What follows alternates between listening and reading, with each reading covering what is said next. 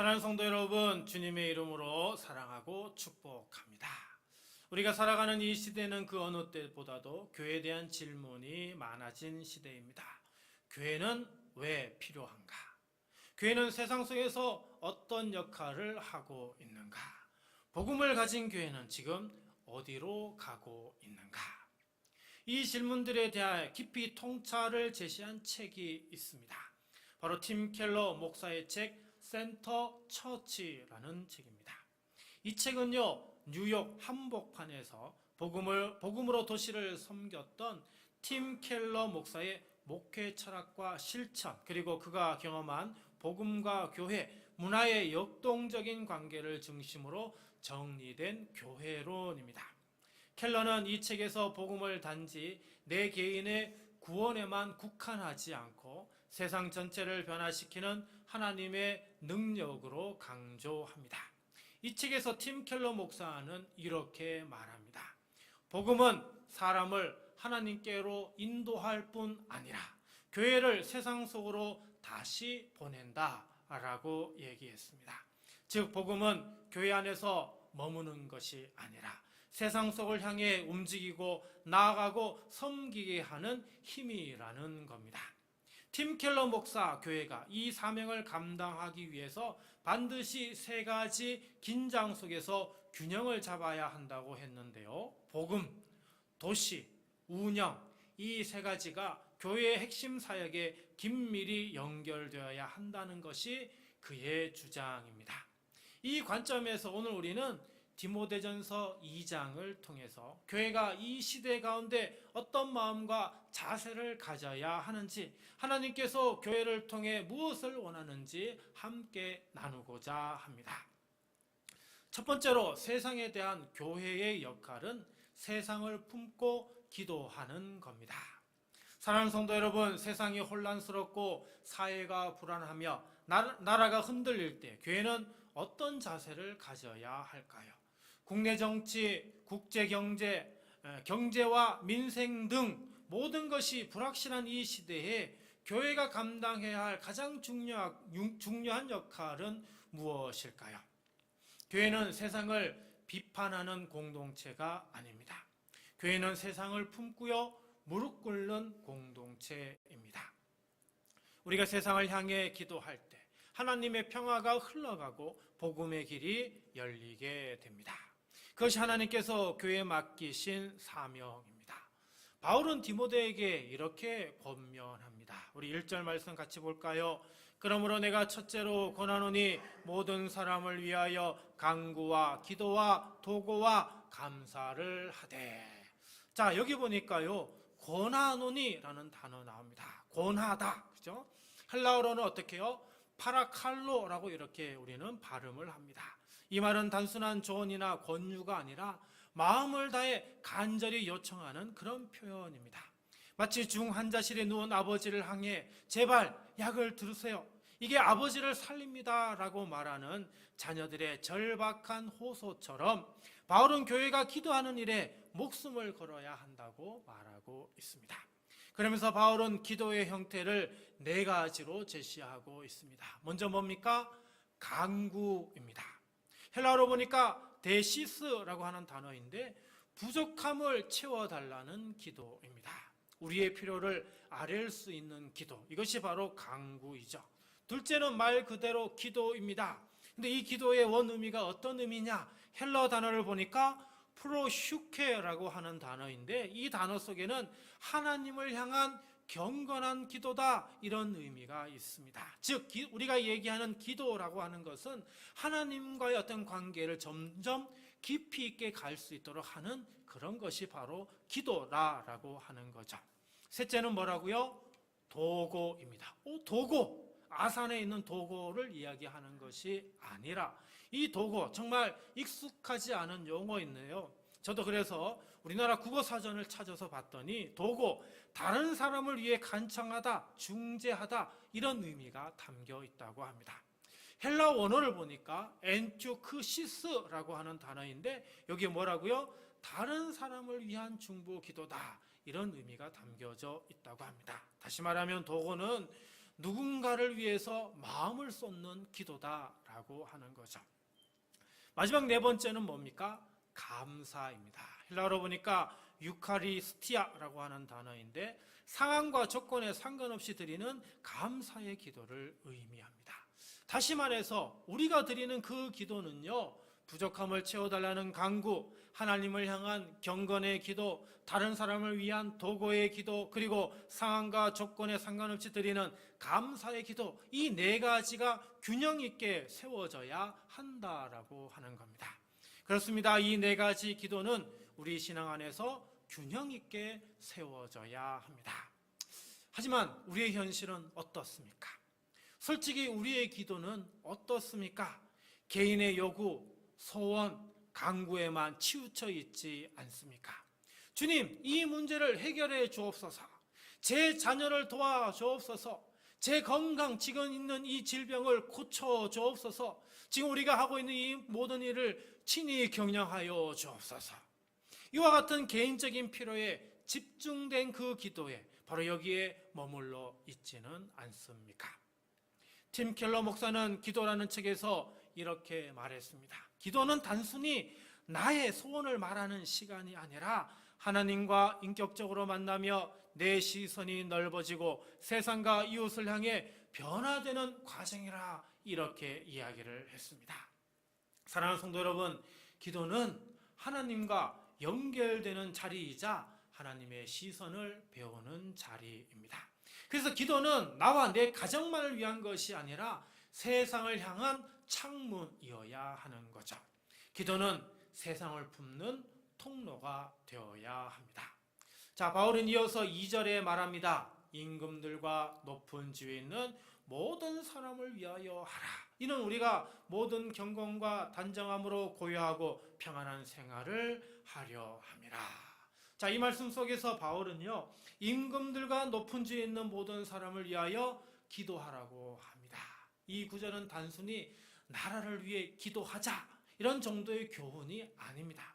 당시 로마 황제는 누구였을까요? 우리가 잘 아는, 많이 들어본 네로라고 하는 황제입니다. 여러분, 네로 어떤 황제일까요? 기독교를 잔혹하게 박해했던 폭군 중에 폭군입니다. 그런 폭군까지도 위해 기도하라고 말하는 바울의 태도는 너무나 충격적입니다. 왜 그럴까요? 이는 단순히 정치 지도자의 안녕을 빌라는 것이 아니기 때문이죠. 2절 중반에 뭐라고 기록되고 있죠? 우리가 모든 경건과 단정함으로 고요하고 평안한 생활을 하게 하려 함이라. 복음이요, 방해받지 않고 전파되기 위해서 교회는 어떻게 해요? 그 사람이 신앙을 가지고 있는 사람이든 신앙을 갖지 않는 사람이든 기독교에 대해서 어떤 좋아하는 마음을 가지고 있든지 아니면 악감정을 가지고 있든지 그 사람들을 위해 기도해야 한다라는 겁니다. 저는 이번에 이렇게 말씀을 준비하면서 이것을 이제야 조금이나마 깨닫게 되었습니다. 통치자들을 위해, 위정자들을 위해 기도하는 것이 바로 중요하다는 겁니다. 불과 며칠 전까지만 하더라도 저는 우리나라 대통령을 위해서 기도하지 않았습니다. 왜? 기독교 신앙을 가지고 지금 나라를 다스리는 그런 대통령이 아니기 때문입니다. 신앙 좋은 분이 대통령에 당선만 되면 그 사람이 정말 우리나라를 위해서 정치를 잘할 수 있도록 내가 기도하겠다고 도대체 몇 년째 기도하고 있는지 모릅니다. 그런데 그런 분이요, 대통령 후보에도 나오지 않더라고요. 그래서 나라를 위해 기도하기는 했지만 솔직히 대통령을 위해서는 사실 거의 기도한 적이 없는 것 같습니다. 그런데 이번에 말씀을 준비하면서 이게 아니구나 하는 것을 생각하게 되었습니다. 초대교회는 박해받으면서도 누구를 위해서요? 로마 황제를 위해 기도했습니다. 기독교 변증가 테르툴리안이 이런 말을 했습니다. 우리는 황제를 위해 매일 하나님께 기도한다. 그가 장수하고 정의를 행하며 나라에 평화를 주기를 기도한다. 핍박 속에서도 초대교회는 어떻게 해요? 세상을 위해 무릎을 꿇었다라고 하는 겁니다. 오늘 우리 시대에도 이 말씀은 여전히 유효합니다. 왜냐하면 정치 지도자들 그 어떤 누구도 완전하고 완벽한 사람은 없기 때문입니다. 그러기에 우리가 이들을 향한 기도를 멈추어서는 아니 되는 거죠. 내가 좋아하는 당에서 나온 대통령이기 때문에 기도하거나 내가 좋아하지 않는 당에서 나온 대통령이기 때문에 기도를 하지 않거나 해서는 아니 된다는 겁니다. 우리는 경건과 단정함으로 고요하고 평안한 생활을 하기 위해 정치 지도자를 위하여 기도해야 하는 겁니다. 하나님을 사랑하는 교회는 이처럼 세상을 위한 기도의 자리에 있어야 합니다. 세상을 품는 기도, 곧 복음을 위한 기도입니다. 내 문제만 보는 좁은 기도에서 세상을 품는 넓은 기도로 나아가야 합니다. 우리의 기도가 확장될 때 하나님의 나라가 임하게 됩니다. 우리가 무릎을 꿇을 때 하나님은 교회를 사용하십니다. 사랑하는 성도 여러분, 오늘 우리의 기도가 확장되길 바랍니다. 가정을 넘어서 이웃을 넘어서 나라를 넘어서 세계 열방을 품는 복음의 기도를 드리는 우리 둔포 성도교회 모든 성도님 되시기를 간절히 바랍니다. 두 번째로 세상에 대한 교회의 역할은 세상의 구원을 소망하는 겁니다. 사랑하는 성도 여러분, 교회가 세상 속에서 존재하는 이유가 무엇입니까?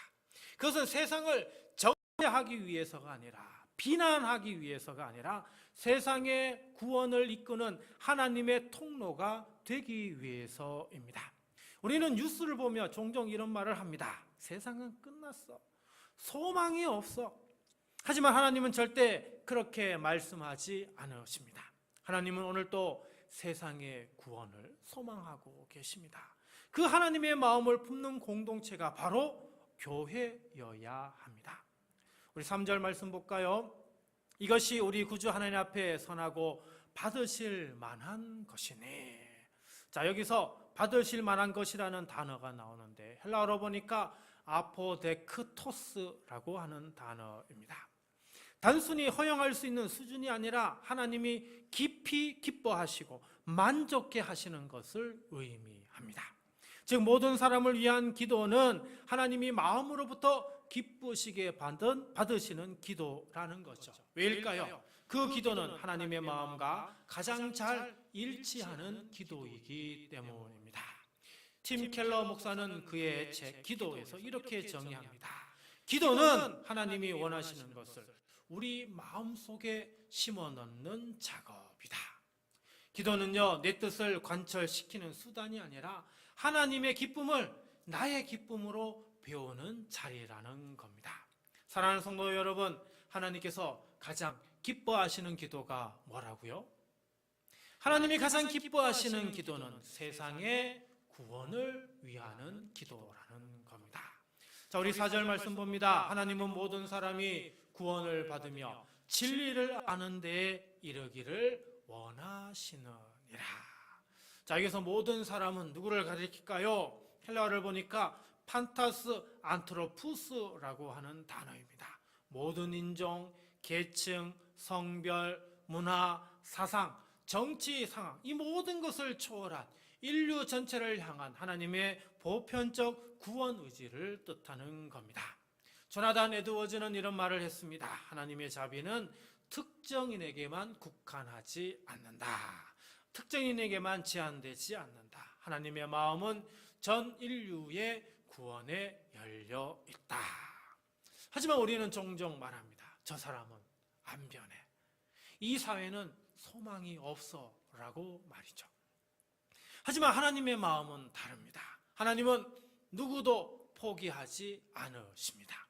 하나님은 모든 사람이 구원받기를 원하시기 때문입니다. 하나님은 정치인이든 연예인이든 다른 종교인이든 죄인이든 모든 사람이 구원받기를 원하십니다. 하나님은 한 영혼도 잃지 않기를 원하십니다. 그 어떤 사람도 하나님의 구원 계획에서 제외되지 않았습니다. 구약의 요나서를 기억하십니까? 선지자 요나는 니느웨가 망하기를 원했습니다. 왜? 니느웨, 아수르의 수도 이 아수르가 바로 자기 고국 이스라엘을 망하게 하였고 자기 국민 많은 사람들을 죽이고 많은 사람들을 포로로 끌고 갔기 때문입니다. 철천지 원수가 아수르고 그 수도에 살고 있는 사람들이 바로 니느웨였기 때문입니다. 그러나 하나님은 그들이 회개하고 구원받기를 원하셨습니다. 요나서 4장 11절입니다. 이 큰 성읍 니느웨에는 좌우를 분별하지 못하는 자가 12만여 명이 있지 아니하냐. 내가 어찌 아끼지 아니하겠느냐.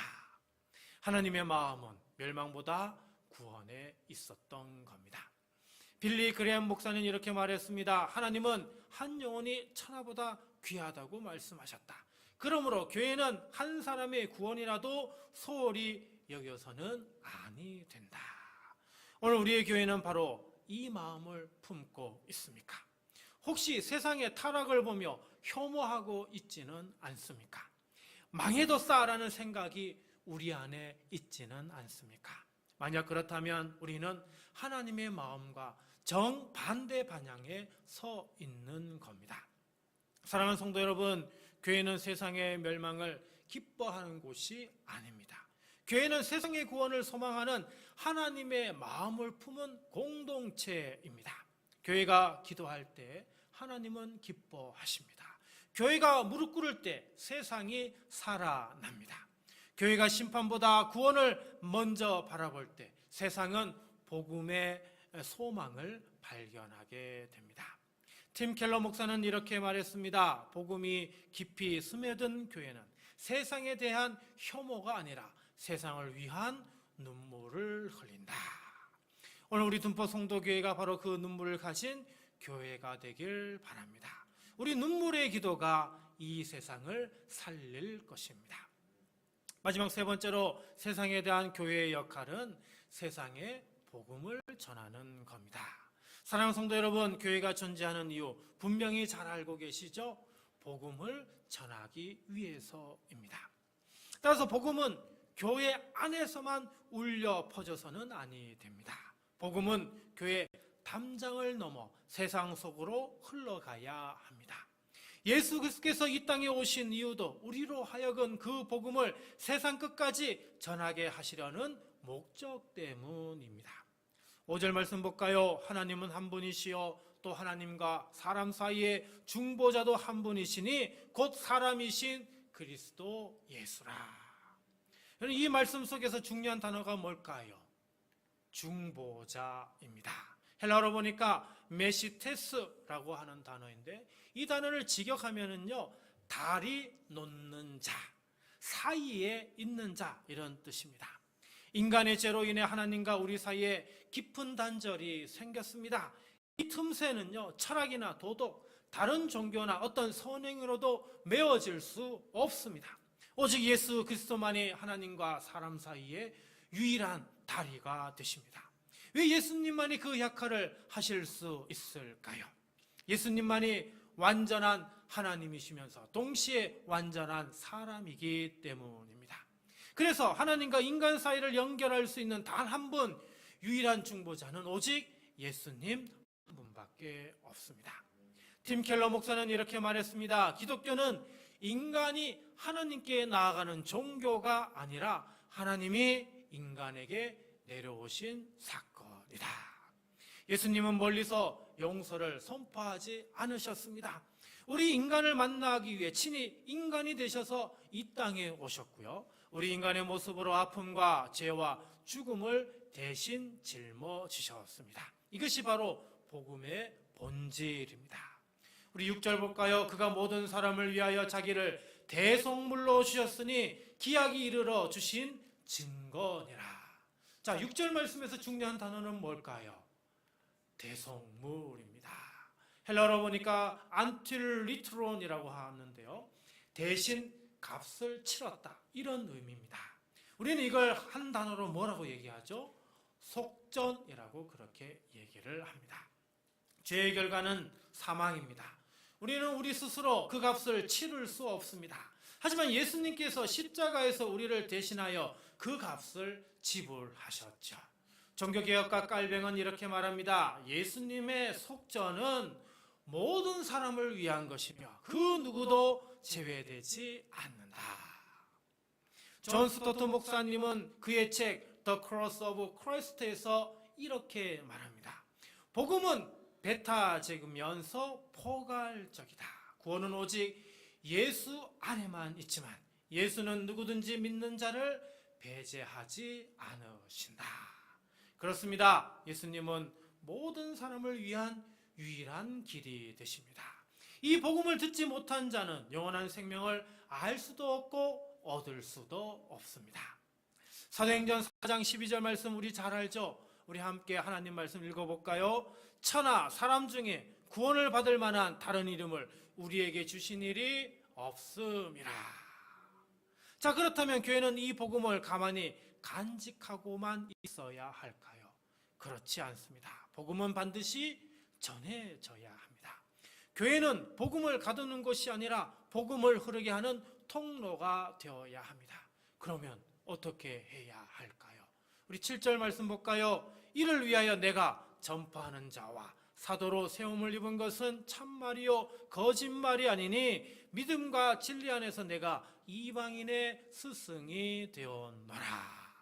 자, 보기 보니까 바울은 자신의 정체성을 세 가지로 소개하고 있습니다. 자, 뭐라고요? 하나는 전파자입니다.